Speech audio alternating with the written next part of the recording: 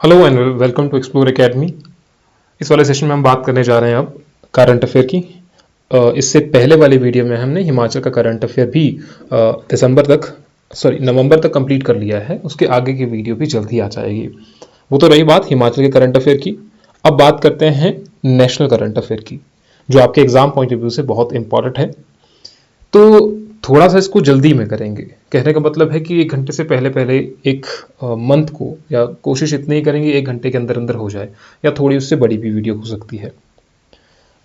National current affair जनवरी 2023 से हम शुरू करेंगे, आगे की ओर चलेंगे और जब कंप्लीट हो जाएगा फिर हम दिसंबर की ओर बढ़ेंगे।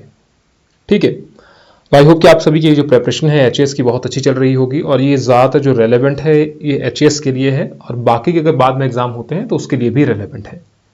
और जो इस चैनल पर नए हैं या वीडियो को पहली बार देख रहे हैं वो वीडियो को शेयर कर सकते हैं, लाइक कीजिए, सब्सक्राइब कीजिए, ये आपके ऊपर है अगर आपको हेल्पफुल लगेगी वीडियो। तो शुरुआत करते हैं। विधानसभा अध्यक्षों का अखिल भारतीय सम्मेलन। विधानसभा अध्यक्षों का अखिल भारतीय सम्मेलन, ये कौन सा सम्मेलन हुआ? देखो, all India presiding officer conference 83rd, और इसका उद्घाटन किसके द्वारा किया गया? उपराष्ट्रपति जगदीप धनखड़ के द्वारा किया गया। अब देखिए, ये जो थी 2021 में ही विधानसभा अध्यक्षों का जो अखिल भारतीय सम्मेलन हो रहा है 2021 में, इसने 100 साल अपने पूरे किए, 100 वर्ष पूरे किए गए। और प्रथम सम्मेलन इसका 1921 में शिमला में आयोजित किया गया था। सिर्फ इंपॉर्टेंट जो पढ़ी, ये जरूरी नहीं है कि आपको सारा के सारा पढ़ना है इस मीटिंग में क्या हुआ, उतना जानकारी जहां तक मैं बता रहा हूं वही आप याद रखिएगा। ठीक है। पहली बात, 83rd all India presiding officer conference, और ये कहां पर हुआ? जयपुर में हुआ। उद्घाटन उपराष्ट्रपति जगदीप धनखड़ जी के द्वारा किया गया। 2021 में 100 साल वर्ष पूरे हुए, क्योंकि 1921 में पहला शिमला में जो सम्मेलन था ये हुआ था। उसके बाद जयपुर में यह सम्मेलन चौथी बार हो रहा है। जयपुर में कितनी बार हो रहा है? चौथी बार हो रहा है अभी। अखिल भारतीय उच्च शिक्षा सर्वेक्षण 2020-21, all India high survey on higher education 2021-22 के निष्कर्ष रिसेंटली ही जारी किए गए, तो उसमें थोड़ा सा आप याद रख सकते हैं। स्टेटमेंट वाइज यहां से क्वेश्चन बन सकता है कि हाल ही में जो उच्च शिक्षा सर्वेक्षण जारी किया गया उसके बारे में चर्चा, उसके बारे में जो निम्नलिखित कथन दिए गए हैं उन पर चर्चा कीजिए। ऐसे क्वेश्चन बन सकते हैं एचएस पॉइंट ऑफ व्यू से।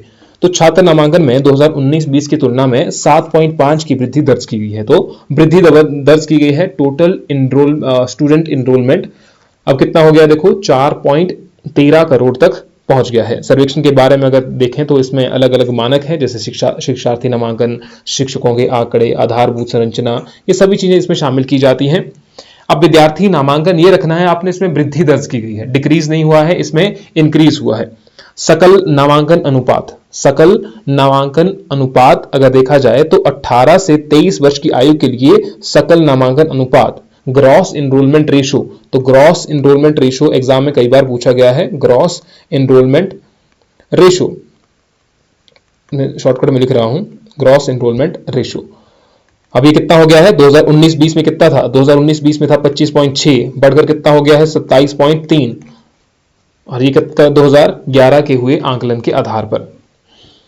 एससी वर्ग का नामांकन कितना है, एसटी का कितना है, तो उतना याद रखने की जरूरत नहीं है। लेकिन संस्थानों की अगर संख्याओं की बात की जाए तो पंजीकृत विश्वविद्यालय एवं समकक्ष संस्थानों की कुल संख्या 1113, कॉलेजों की संख्या 43,796 दर्ज की गई है।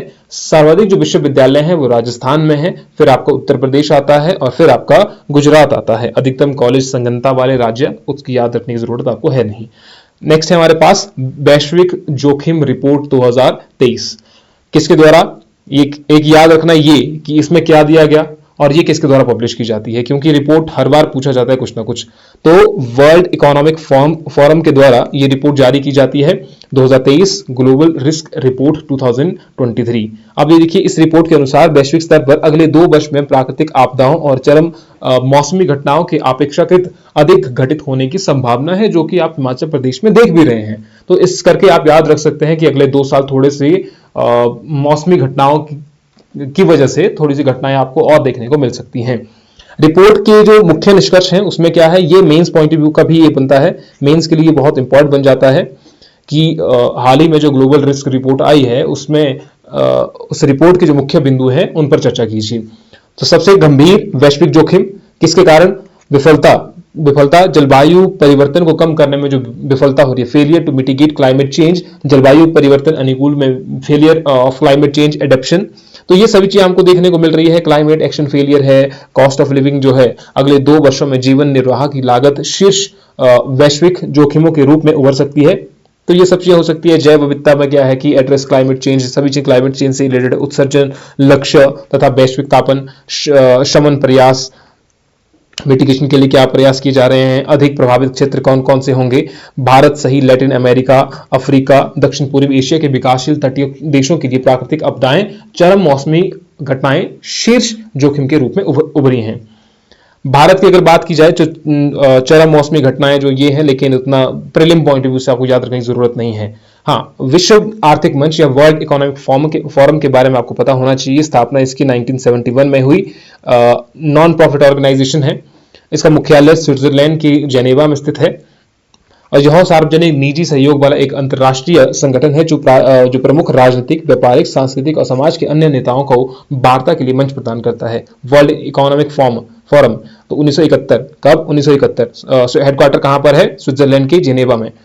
अब इसके द्वारा कुछ और रिपोर्ट्स भी जारी की जाती हैं, जैसे कि ग्लोबल कॉम्पिटिटिवनेस रिपोर्ट एग्जाम में पूछा गया है, वैश्विक प्रतिस्पर्धात्मक report, global gender gap report, वैश्विक जोखिम रिपोर्ट जो हमने अभी देखा, वैश्विक यात्रा और पर्यटन रिपोर्ट, वैश्विक सामाजिक गतिशीलता रिपोर्ट और मुख्य अर्थशास्त्री outlook, chief economic outlook report. Important है ये सारी की सारी, तो आपको याद होनी चाहिए। अब एक बारी में ही है कि वर्ल्ड इकोनॉमिक फोरम के द्वारा कौन कौन सी रिपोर्ट जारी की जाती है। 1971 में जिसका गठन हुआ स्विट्जरलैंड की जेनेवा में, जिसका हेडक्वार्टर है। नेक्स्ट है हमारे पास शिकायत अपीलीय समिति।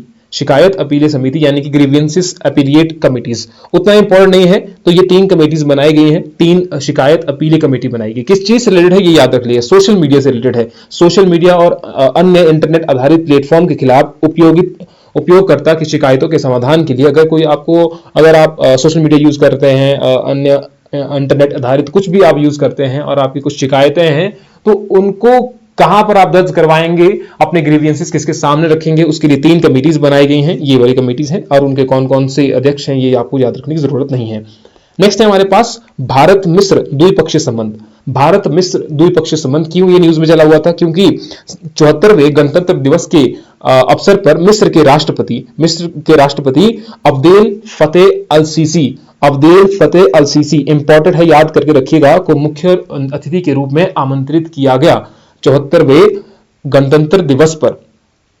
नाम आपको याद रखना है, तो इसीलिए भारत मिस्र द्विपक्ष संबंध आया है। यह पहली बार है कि जब मिस्र के किसी राष्ट्रपति को यह सम्मान दिया गया है। इससे पहले मिस्र के किसी राष्ट्रपति के द्वारा भारत के गणतंत्र दिवस पर उन्हें नहीं बुलाया गया था। अब देखिए, गणतंत्र दिवस के अवसर पर आयोजित परेड में मिस्र की एक अन्य जो सैनिक टुकड़ी थी उसने भी भाग लिया। वहां के राष्ट्रपति तो आए, एक सैनिक टुकड़ी थी जिसने गणतंत्र दिवस की परेड में भाग लिया, पार्टिसिपेट किया। अब दोनों देशों के संबंध पर महत्वपूर्ण बिंदु जो है उतना ज्यादा आपको प्रीलिम पॉइंट ऑफ व्यू से आने वाला नहीं है। खैर आगे चलते हैं। फिर बागीर पनडुब्बी भारतीय नौसेना में शामिल। बागीर पनडुब्बी very important, very very very important. 23 जनवरी 2023 को कलवरी श्रेणी की कौन सी है, 5वीं पनडुब्बी है, भारतीय नौसेना में शामिल हो चुकी है और यह सबसे कम समय में निर्माण होने का गौरव इसको प्राप्त है। अब स्टेटमेंट में तो यही पूछ जाता है ना, सबसे कम समय में निर्मित। कलवरी श्रेणी में 4 पनडुब्बियों को पहले ही नौसेना में शामिल कर दिया गया है, 6 बनेगी, 4 हो चुकी है पहले से ही, अब 5वीं ये, एक छठी और होगी। और फ्रांस के मैसस नेवल ग्रुप की मदद से बनी पनडुब्बी बागीर को मुंबई के मझगांव डॉक, जो कि आपका महाराष्ट्र में है, मझगांव डॉक में बनाया गया है। Very very important. और क्या है, फ्रांस और इंडिया दोनों के इनिशिएटिव के द्वारा ये पनडुब्बी बनाई जा रही है। घातक हथियार और जासूसी तकनीक से लैस बागीर 50 दिनों तक पानी में रहे और 50 फीट की गहराई तक जा सकती है। तो ये इंपॉर्टेंट है, ये फिर से आएगा अभी बाद में, ठीक है, अभी बाद में फिर से आएगा बागीर पनडुब्बी के बारे में, तो थोड़ा इसके बारे में और जानेंगे। आप मुझे ये बताइएगा कमेंट सेक्शन में कि प्रोजेक्ट 75 कब शुरू किया गया था। प्रोजेक्ट 75 क्योंकि उसी से रिलेटेड है, project 75 and project 75I। Ladakh में अल्पिन लॉन्च हो गया है, लेकिन ये अल्पिन आखिरकार क्या है इसके बारे में आपको पता होना चाहिए। जिस तरीके से एक स्वामित्व योजना है, स्वामित्व योजना क्या है कि आपको लैंड को क्लासिफाई करना है, मैपिंग करनी है उसकी, mapping of scheme of mapping land parcels. Land parcels वो है स्वामित्व स्कीम, जिसको 24 अप्रैल 2020 में लॉन्च किया गया। अब बताइए आपकी 24 अप्रैल को ऐसा क्या खास दिन होता है कि 24 अप्रैल को इसको लागू किया गया था। इंपॉर्टेंट आपके एग्जाम पॉइंट ऑफ व्यू से। अल्पिन को गेम चेंजर या स्वामित्व में अगला कदम बताया गया है विशिष्ट भूमि पार्सल पहचान संख्या। जिस तरीके से आधार कार्ड है आपके पास, आधार कार्ड में एक संख्या होती है, तो आधार कार्ड किसके लिए होता है? आधार कार्ड होता है इंसानों के लिए। उसी तरीके से ये अल्पिन भी होगा, यूएल पिन होगा। ये किसके लिए होगा? ये भूमि के लिए होगा कि पर्टिकुलर ये राम की भूमि है, उसका एक पिन होगा, उसका एक अल्पिन होगा। या मान लीजिए ये लिख दिया हमने 4 5 6 8 2 जो भी है, ये एक का पिन हो गया। दूसरे की भूमि कुछ और है तो यहां मैंने श्याम लिख दिया, उस श्याम की कुछ और भूमि है, उसका कुछ पिन अलग होगा। तो इस तरीके से अल्पिन काम करेगा। स्वामित्व योजना पहले थी नहीं, लॉन्च की गई है 24 अप्रैल 2020 को, scheme of mapping land parcels. ठीक है, लैंड पार्सल। अच्छा, यहां पर कलवरी के एक चीज और थी। Kalvari means a deep sea tiger shark in Malayalam. Malayalam में इसको कहते हैं a deep sea tiger shark, क्योंकि ये पानी के नीचे रहती है, इसीलिए इसको कहा जाता है। खैर, नेक्स्ट चलते हैं। पंजाब सरकार ने school of eminence project launch किया। अब स्कूल ऑफ एमिनेंस प्रोजेक्ट किस राज्य सरकार के द्वारा शुरू किया गया? पंजाब। ये हो गया आपका स्कूल ऑफ एमिनेंस। इसमें क्या होगा कि सरकारी स्कूल में शिक्षा के कायाकल्प के साथ विद्यार्थियों का समग्र विकास होगा। जैसे कि ये किस पर बेस्ड है? दिल्ली मॉडल जो आप कहते हैं, जो केजरीवाल जी बार बार कहते हैं कि दिल्ली मॉडल एजुकेशन का, तो उसी पर ये बेस्ड है। वैसे ही स्कूल यहां पर खोले जाएंगे। आईसीसी के 2022 की T20 टीम की घोषणा आपके एग्जाम के लिए रेलेवेंट नहीं है।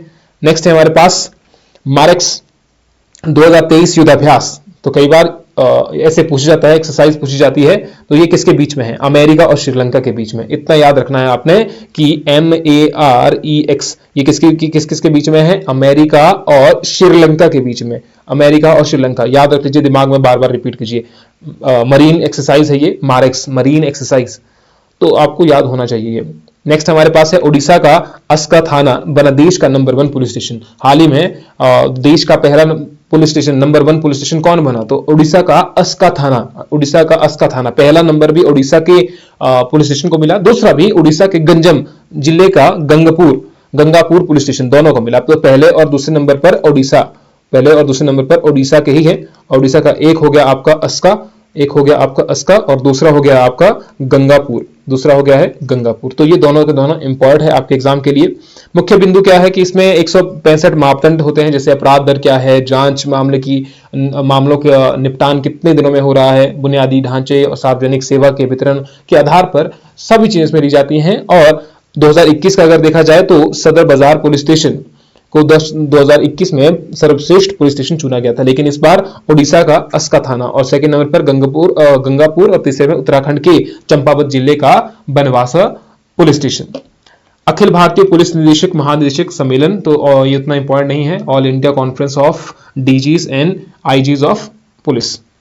इसके बाद है हमारा आईएनएस बागीर पनडुब्बी। देखिए अभी जैसे हमने पढ़ा था आईएनएस बागीर के बारे में ही, 5th स्टील सबमरीन आईएनएस, ठीक है, आईएनएस बागीर। तो ये पूछा जाएगा आपको क्योंकि न्यूज में बहुत चला हुआ है। सैन शार्क के नाम से भी जानी जाती है, सैन शार्क के भी नाम से जानी जाती है। मलयालम में हमने देखा इसका नाम क्या है, कलवरी का दिसंबर 2022 में नौसेना को सौंप दिया गया था, लेकिन अब कमीशन कब किया गया है? अब देखिए शामिल कब किया गया है? अब किया गया है नौसेना में। नौसेना को सौंप तो दिया गया था, लेकिन उसको अडॉप्ट नहीं किया गया था, मतलब से ऑफिशियली उसको ये नहीं किया गया था, अडॉप्ट नहीं किया गया था। अगर इसका देखा तो मजगांव डॉक शिपयार्ड हमने देखा कि कहां पर है, आपका महाराष्ट्र में, और साथ ही साथ में फ्रेंच नेवल ग्रुप, तो फ्रेंच और इंडिया दोनों के सहयोग से इसका निर्माण हुआ है। विशेषता क्या है कि बागीर एक कलवरी श्रेणी, स्कॉर्पियन श्रेणी की पनडुब्बी है। इस श्रेणी में प्रोजेक्ट 75 जो मैंने आपको कहा था उसके तहत विकसित की जाने वाली 6 पनडुब्बियां शामिल है। 6 हैं तो 4 तो पहले ही दे चुके हैं, 5वीं ये हो गई और 6ठी एक और होगी। ये है नाम यहां पर दिए हुए, इसमें 4 पनडुब्बियां देखो, आईएनएस कलवरी है, आईएनएस खंडेरी है, आईएनएस करंज है और आईएनएस वेला को पहले ही नौसेना में शामिल कर चुके हैं। 6ठी पनडुब्बी आईएनएस वागशीर। 6ठी कौन सी है? तो यहां से नाम भी पूछे जा सकते हैं, सबके नाम भी पूछे जा सकते हैं, प्रोजेक्ट 75 के अधीन कौन कौन से हैं, और बाकी की चीजें भी पूछी जा सकती हैं। और ये किस पर बेस्ड है? डीजल इलेक्ट्रिक ट्रांसमिशन सिस्टम पर बेस्ड है। इंपॉर्टेंट चीज है ये इस, ठीक है। नेक्स्ट हमारा समतापीय मंडल ओजोन लेयर में सुधार। 103वीं जो वार्षिक वार्षिक बैठक के दौरान जो था वो स्ट्रेटोस्फीयर में ओजोन लेयर होती है, उसमें ये बोला गया है कि भैया अब जो ओजोन लेयर है वो अब ठीक हो रही है, जो हानिकारक परावैंगनिक किरण है, अल्ट्रावायलेट रेज जो है वो अब सीधी नहीं पहुंच रही, इसमें थोड़ा सा सुधार देखने को मिल रहा है। और ये सुधार क्यों देखने को मिल रहा है? क्योंकि वर्तमान की जो नीतियां हैं उससे हो सकता है, उसकी वजह से हो सकता है, क्योंकि इसके पहले हमारा जो मॉन्ट्रियल प्रोटोकॉल था वो चला हुआ था, है ना, ओजोन लेयर से रिलेटेड है आपका ये मॉन्ट्रियल प्रोटोकॉल। सीएफसीज को कम किया गया है, तो ये 1987 में होता है अंतरराष्ट्रीय समझौता मॉन्ट्रियल प्रोटोकॉल, इंपॉर्टेंट आपका एग्जाम के लिए। अब ओजोन क्या है? O3 है, और कहां पर होता है? 10 से लगभग 50 किलोमीटर के बीच में स्थित होता है। इसमें यही बात कही गई है कि वो अब कम हो रहा है। जो छिद्र था अंटार्कटिका में, जो छिद्र था स्ट्रेटोस्फीयर में, जहां से अल्ट्रावायलेट रेज आ रही थी, अब थोड़ा उसमें कमी देखने को मिल रही है। नेक्स्ट है हमारा मेघालय, मणिपुर और त्रिपुरा का स्थापना दिवस कब था? 21 जनवरी 2023 को पूर्वोत्तर राज्य मणिपुर, मेघालय और त्रिपुरा अपना स्थापना दिवस मना रहे हैं, तो उतना इंपॉर्टेंट नहीं है, लेकिन फिर भी याद रख लीजिएगा। Brand guardianship index 2023। Brand guardianship index 2023 के अनुसार विश्व के टॉप सीईओ की लिस्ट में मुकेश अंबानी नंबर 2 पर पहुंच गए हैं। लेकिन अब ये न्यूज रिलेवेंट नहीं रह जाती है जब आप एग्जाम देने जाएंगे, क्योंकि तब तक हो सकता है कि आपका सितंबर, अक्टूबर, नवंबर, दिसंबर में आप एग्जाम दें, तो ये वाली जो न्यूज है ये आपके लिए रेलेवेंट नहीं रहेगी। फिर नगर पालिका ब्रांड का सूचना डेटाबेस, ये भी इंपॉर्टेंट नहीं है आपके लिए। मुंबई वन मोबाइल ऐप और national common mobility card launch, ये इंपॉर्टेंट नहीं है। देश का पहला वैश्विक पर्यटन शिखर सम्मेलन, ये इंपॉर्टेंट है। First global tourism investor summit, first global tourism investor summit, तो पहला कहां पर? न्यू दिल्ली में। इसमें सभी G20 सदस्य देशों को आमंत्रित किया गया है और भारतीय उद्योग परिसंघ कॉन्फेडरेशन ऑफ इंडियन इंडस्ट्री इस आयोजन का भागीदार होगा। स्वदेश दर्शन 2.0 योजना पर्यटन गंतव्यों के सतत और जिम्मेदार विकास पर ध्यान केंद्रित करती है। तो ये इंपॉर्टेंट है कि देश का पहला वैश्विक पर्यटन शिखर सम्मेलन हाल ही में कहां पर हुआ? तो ये न्यू दिल्ली में हुआ है।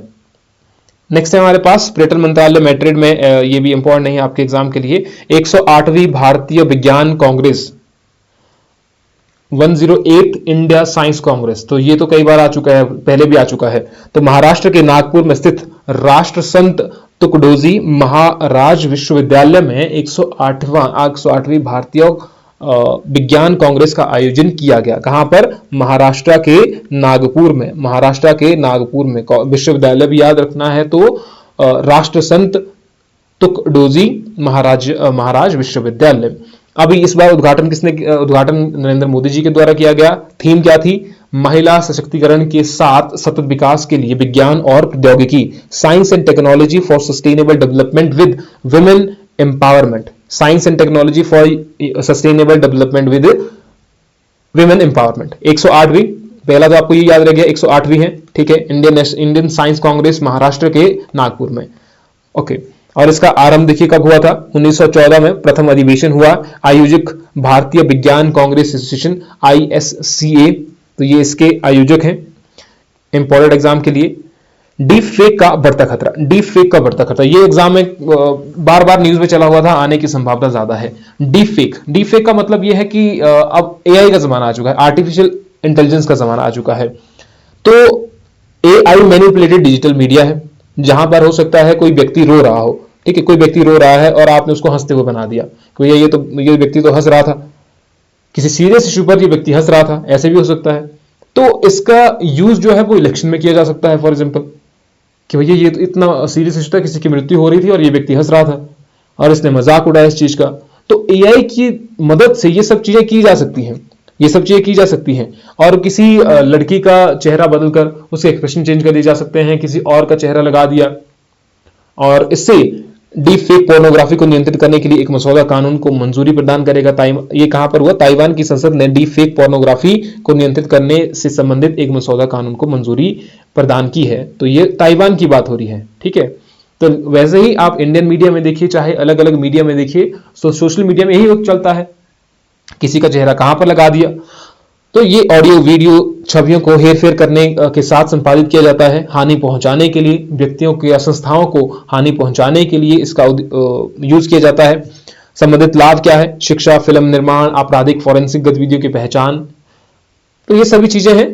एआई जनरेटेड सिंथेटिक मीडिया और डीप फेक, तो ये सब चीजें हैं। तो आपको याद रखना है किस चीज से रिलेटेड डीप फेक्स, ये डीप फेक किस चीज से रिलेटेड है। प्रभाव क्या हो सकते हैं? लोकतांत्रिक विश्वास में कमी करने में सहायक। अब ये क्या है? ये वाला जो है प्रभाव या सामना करने के विभिन्न देशों के प्रयास क्या है, ये आपका मेंस पॉइंट ऑफ व्यू से इंपॉर्टेंट है, मेंस के लिए जरूरी हो जाए, चाहे वो एचएस का, यूपीएससी का, किसी का भी हो, तो मेंस के लिए जरूरी आपको पता होना चाहिए कि डीफेक के जो प्रभाव है वो क्या हो सकते हैं, उसका सॉल्यूशन क्या निकल सकता है, तो वो आप देंगे यहां से। नेक्स्ट वी हैव शिक्षा की वार्षिक स्थिति रिपोर्ट ASER 2022। तो शिक्षा की वार्षिक रिपोर्ट पर वार्षिक रिपोर्ट जारी की गई है। इसमें क्या क्या क्या लिया गया है? देखो, इसमें 6 से 14 वर्ष से लेकर 15 से 16 वर्ष की आयु, 15 से 16 वर्ष आयु वर्ग का रिपोर्ट जारी किया गया है।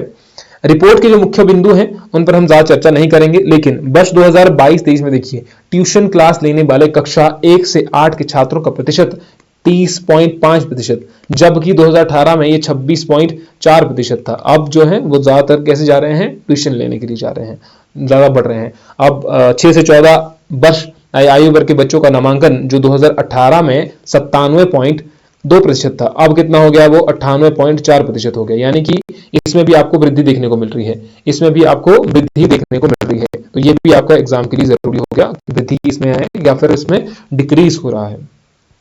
शुभम गिल का एक दिवसीय क्रिकेट में दोहरा शतक। तो ये अब सबसे कम उम्र के खिलाड़ी बन गए हैं। शुभम गिल वनडे में दोहरा शतक लगाने वाले सबसे कम उम्र के खिलाड़ी बन गए हैं। इससे पहले देखिए किससे था, ये थोड़ा सा ये हो गया है, एक मिनट जरा,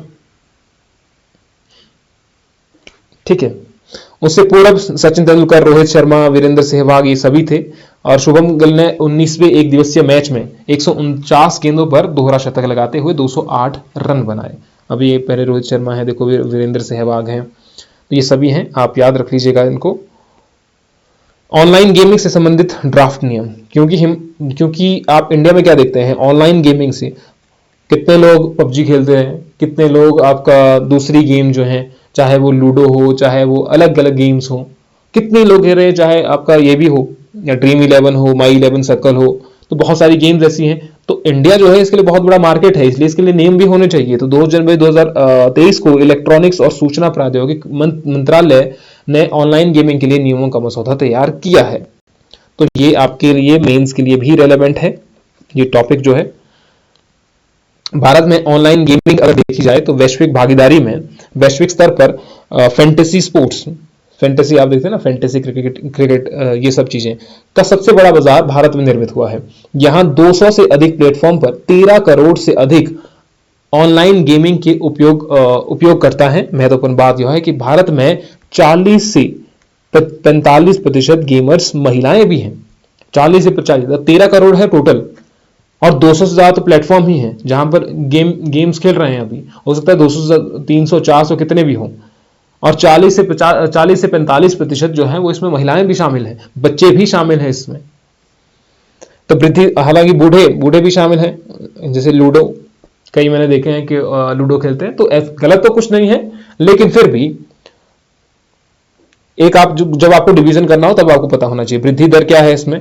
तो वृद्धि दर की बात करें तो इस देश में इस उद्योग में वर्ष 2017 से लेकर 2020 के मध्य 38% की चक्रवृद्धि वार्षिक दर, कंपाउंड एनुअल ग्रोथ रेट दर्ज की गई है, जबकि समान अवधि में चीन और अमेरिका में यह वृद्धि दर 8% और 10% है।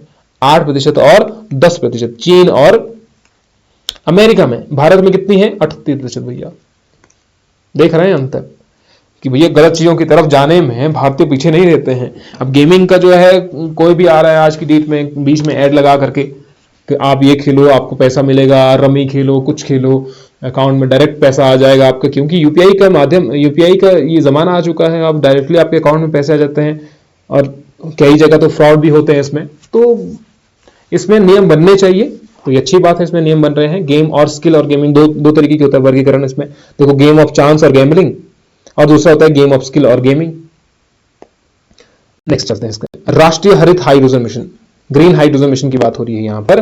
तो 4 जनवरी 2023 को प्रधानमंत्री की अध्यक्षता में केंद्रीय मंत्रिमंडल ने 20,000 करोड़ रुपए की लागत से भारतीय राष्ट्रीय हरित mission national green hydrogen mission को मंजूरी दी है। अब इसमें क्या क्या है हमें ये चीजें देखनी पड़ेगी, इंपॉर्टेंट है आपके एग्जाम के लिए। देखिए अब 2021-22 में इसकी बात हुई थी, 2021-22 की जो बजट है केंद्रीय बजट, इसमें बात हुई थी राष्ट्रीय hydrogen mission national hydrogen mission की, ग्रीन हाइड्रोजन मिशन की बात हुई थी, हाइड्रोजन मिशन की, सॉरी। नोडल मंत्रालय कौन सा है? नवीन और नवीकरणीय ऊर्जा मंत्रालय, रिन्यूएबल। उद्देश्य क्या है? भारत को हरित हाइड्रोजन के उपयोग, उत्पादन और नियंत्रण हेतु वैश्विक केंद्र यानी कि ग्लोबल सेंटर के रूप में विकसित करना। लक्ष्य क्या है? इंपॉर्टेंट आपके एग्जाम के लिए, चाहे प्रीलिम हो मेंस हो, ग्रीन हाइड्रोजन क्वेश्चन आने की संभावना ज्यादा है। देश में वर्ष 2030 तक लगभग 120 गीगावाट की नवीकरणीय ऊर्जा क्षमता विकसित करना और प्रतिवर्ष कम से कम 5 मिलियन मीट्रिक टन की हरित हाइड्रोजन उत्पादन क्षमता का विकास करना। देखो क्या बोला, पहला चीज बोला ये कि 2030 तक लगभग 125 गीगावाट की नवीकरणीय रीन्यूएबल एनर्जी क्षमता विकसित करना और प्रतिवर्ष क्या करना है कि 5 मिलियन मीट्रिक टन की हरित हाइड्रोजन उत्पादन क्षमता का विकास करना है और समग्र रूप से लगभग 8 करोड़ रुपए से अधिक का निवेश करके 6 लाख नौकरियां सृजित करना। नौकरियां भी मिल रही है, निवेश इतना करना है और जीवाश्म ईंधन, क्योंकि रीन्यूएबल एनर्जी की तरफ जा रहे हैं तो जीवाश्म ईंधन की आयात में कमी करना होगा। तो 1 लाख करोड़ रुपए से अधिक की शुद्ध कमी लाना और देश में वार्षिक ग्रीन हाउस गैस उत्सर्जन में लगभग 50 मीट्रिक टन की कमी करना। ठीक है, ओके। फिर है हमारे पास मिशन के तहत उप योजनाएं कौन सी है? जैसे ग्रीन हाइड्रोजन हब है, जैसे कि साइट है, strategic interventions for green hydrogen transition programmes. तो ये सब चीजें हैं। अब हाइड्रोजन है क्या? हाइड्रोजन एक रासायनिक तत्व है, प्रतीक इसका H है और परमाणु संख्या 1 से निरूपित किया जाता है। विशेषताएं क्या है? यह अत्यंत ही हल्का रासायनिक पदार्थ है जो ब्रह्मांड में सबसे प्रचुर मात्रा सभी सामान्य पदार्थों का लगभग 75% में उपलब्ध है। रंगहीन है, स्वादहीन है, नॉन टॉक्सिक है, अत्यधिक ज्वलनशील माना जाता है। तो ये सारे के सारे पॉइंट किसके लिए हो गए? जब आपको स्टेटमेंट वाइज में क्वेश्चन पूछा जाएगा, आपको पता होना चाहिए। जब ग्रीन हाइड्रोजन के बारे में पूछ रहे हैं तो हो सकता है उसमें हाइड्रोजन का भी डाला जाए कि हाइड्रोजन जो है वो क्या रंगहीन है, गंधहीन है, स्वादहीन है और हाइड्रोजन फ्यूल शून्य उत्सर्जन ईंधन है, यानी कि उत्सर्जन जो हो रहा है ईंधन का उसमें शून्य हो रहा है। इसे फ्यूल सेल अथवा आंतरिक दहन इंजनों, इंटरनल कंबशन इंजन में अंतरिक्ष यान प्रणोदन, स्पेसक्राफ्ट प्रोपल्शन के लिए ईंधन के रूप में प्रयुक्त किया जाता है। अब देखिए हम बात कर रहे हैं ग्रीन हाइड्रोजन की, वो होता क्या है? अब इसको अलग अलग तरीके से जिन स्रोतों और प्रक्रियाओं से हाइड्रोजन प्राप्त होता है उन्हें विभिन्न रंगों के आधार पर वर्गीकृत किया गया है। जैसे कि पहला है आपके पास ब्राउन हाइड्रोजन। ब्राउन हाइड्रोजन क्या होता है, ग्रे हाइड्रोजन क्या होता है, ब्लू हाइड्रोजन और ग्रीन हाइड्रोजन, सभी पता होने चाहिए। तो पहली बात हो रही है यहां पर ब्राउन हाइड्रोजन। जब कोयले को उच्च दबाव की यानी कि हाई प्रेशर की स्थिति में परिवर्तित किया जाता है तो इस प्रक्रिया में ब्राउन हाइड्रोजन का उत्पादन होता है। जब उच्च दबाव किया जाता है, कोयले को उच्च दबाव की स्थिति में परिवर्तित किया जाता है। दूसरा है ग्रे हाइड्रोजन। इसमें निकलने वाली कार्बन डाइऑक्साइड गैस को वापस हवा में छोड़ दिया जाता है, ये ऊपर वाला है। तो ग्रे हाइड्रोजन, इसमें कार्बन डाइऑक्साइड भी हो रहा है, देखो उत्पादन, कार्बन डाइऑक्साइड निकल रहा है इससे। ग्रे हाइड्रोजन में क्या हो रहा है? जब मीथेन को दहन करके प्राकृतिक गैस में परिवर्तित करते हैं तो ग्रे हाइड्रोजन उत्पादित होती है। दहन की प्रक्रिया से निकलने वाली कार्बन डाइऑक्साइड को वापस हवा में छोड़ दिया जाता है, फिर से यहां से कार्बन डाइऑक्साइड निकल रही है। देखो जब मीथेन को दहन करके प्राकृतिक गैस में परिवर्तित करते हैं, ऊपर क्या था, जब कोयले को उच्च दबाव की स्थिति में परिवर्तित किया जाता है तो उसमें कार्बन डाइऑक्साइड दोनों में निकल रही है, उसको हवा में छोड़ दिया जा रहा है। ब्लू हाइड्रोजन क्या है? ब्लू हाइड्रोजन का उत्पादन भी प्राकृतिक गैस द्वारा किया जाता है, किंतु अंतिम उत्पाद के रूप में निकलने वाली कार्बन डाइऑक्साइड को संग्रहित करके कार्बन उत्सर्जन को नियंत्रित किया जाता है। तो यहां पर कार्बन उत्सर्जन को नियंत्रित किया जा रहा है। और फिर है आपके पास ग्रीन हाइड्रोजन, और ग्रीन हाइड्रोजन इलेक्ट्रोलिसिस नामक एक विधि का उपयोग करके जल से ग्रीन हाइड्रोजन का उत्पादन किया जाता है। H2O से इन दोनों को अलग किया जाता है, हाइड्रोजन और ऑक्सीजन को अलग किया जाता है इलेक्ट्रोलिसिस से। इस प्रक्रिया का संचालन नवीकरणीय ऊर्जा स्रोतों जैसे पवन और सौर ऊर्जा द्वारा किया जाता है, इसीलिए इसमें कार्बन डाइऑक्साइड वगैरह निकलती नहीं है ना। तो एनवायरमेंट को ज्यादा खतरा भी नहीं होगा। तो ये हो गया आपका ग्रीन हाइड्रोजन। तो brown hydrogen, grey hydrogen, blue hydrogen और ग्रीन हाइड्रोजन में अंतर क्या है। नेक्स्ट हमारे पास है केन वेटवा लिंक परियोजना। क्यों न्यूज में था, क्योंकि इसकी steering committee of Ken Betwa link project की तीसरी बैठक हाल ही में हुई, इसलिए न्यूज में था। तो हमें यह देखना है कि नदी क्या है। यमुना सॉरी केन और बेटवा नदी के बारे में, यह यमुना की सहायक नदियां हैं तथा इन नदियों का उद्गम स्थल मध्य प्रदेश में है। केन नदी उत्तर प्रदेश के बांदा जिले में, जबकि बेतवा नदी उत्तर प्रदेश के हमीरपुर जिले में यमुना नदी से मिलती है। और केन नदी पन्ना बाघ अभयारण्य से होकर के गुजरती है। इंपॉर्टेंट, अगर मान लीजिए केन बेटवा लिंक से क्वेश्चन पूछा जाता है तो आपको यह पूछा जाएगा कि केन नदी जो है वो कौन से अभयारण्य से होकर के गुजरती है ना, और निकलती कहां से। तो केन नदी उत्तर प्रदेश के बांदा जिले में, जबकि बेतवा नदी उत्तर प्रदेश के हमीरपुर जिले में यमुना नदी से मिलती है। मिलती कहां पर है, दोनों को दोनों नदियां उत्तर प्रदेश में ही मिलती हैं। अच्छा जी, चलिए राष्ट्रीय, क्योंकि ये किससे रिलेटेड है, लिंक प्रोजेक्ट है ना, रिवर को जोड़ना है, तो ये राष्ट्रीय नदी जोड़ो परियोजना का ही एक हिस्सा है, जिसका निर्माण 1980-82 में इस योजना की शुरुआत की गई थी।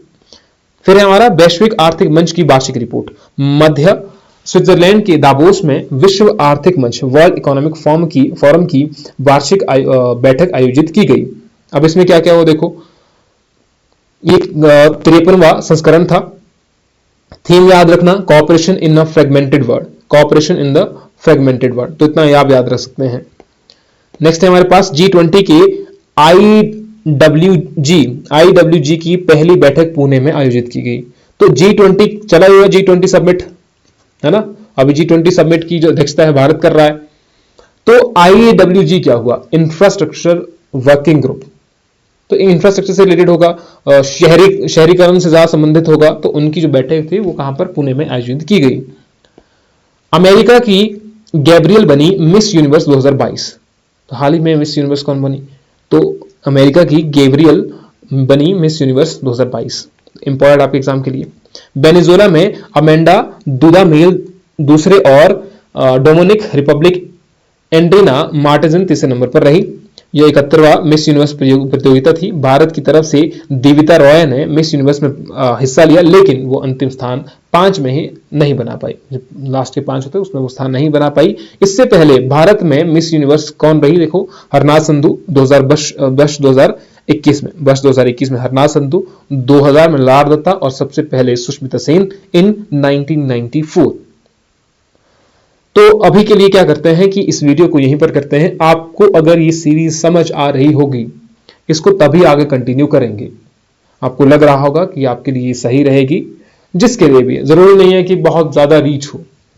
आप बहुत कम देख रहे हैं लेकिन अच्छे से देख रहे हैं, 10 देख रहे होंगे, 20 देख रहे होंगे, सीरियसली देख रहे होंगे और यहां तक पहुंच चुके होंगे।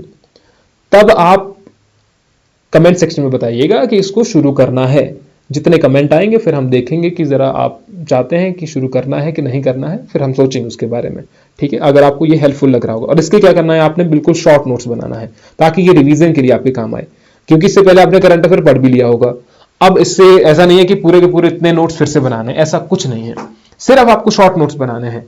जैसे यहां पर आपने कर दिया कि भैया आपने लिख दिया, सीधे लिख दिया कि गैब्रियल नाम लिख दिया, आगे कर दिया मिस यूनिवर्स, और कौन सा था ये 71वीं, ये कर दिया, और इंडिया का लिख दिया यहां पर 1994 में कौन, सुष्मिता सेन, ऐसे करके। लारा दत्ता अगर आपको याद रहता है, लारा दत्ता, हरनाथ संधू 2021। तो इस तरीके से आप अपने शॉर्ट नोट्स बनाइए। अगर आपको ये समझ आया है तो कमेंट सेक्शन में बताइए। सबने करना है, जो यहां तक पहुंच चुका है, क्योंकि बहुत कम यहां तक पहुंच पाएंगे। ठीक है, तो मिलते हैं आपसे फिर नेक्स्ट वीडियो में, इसके नेक्स्ट सेशन में। Thank you.